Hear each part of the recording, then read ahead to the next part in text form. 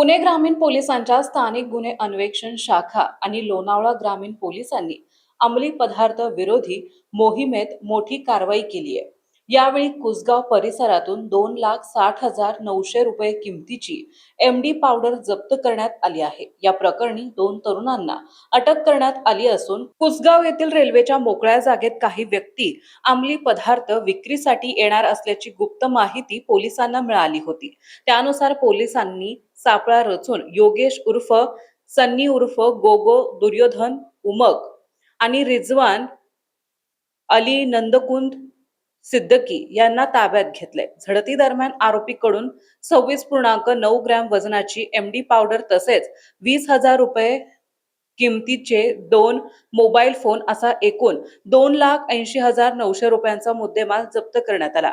आरोपींनी संगनमत करून बेकायदेशीररित्या विक्री आणि सेवनाच्या उद्देशाने अंमली पदार्थ जवळ बाळगल्याचं तपासात निष्पन्न झालंय।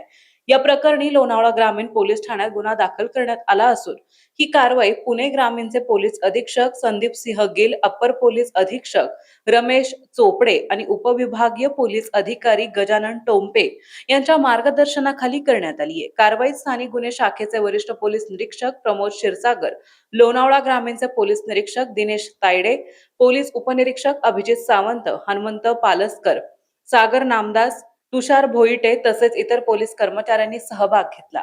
महत्त्वाच्या बातम्या पाहण्यासाठी आजच आमच्या महाराष्ट्र लाईव्ह वरला सबस्क्राईब करा आणि बेल आयकॉन प्रेस करा। तसेच इंस्टाग्राम आणि फेसबुक वर फॉलो करा।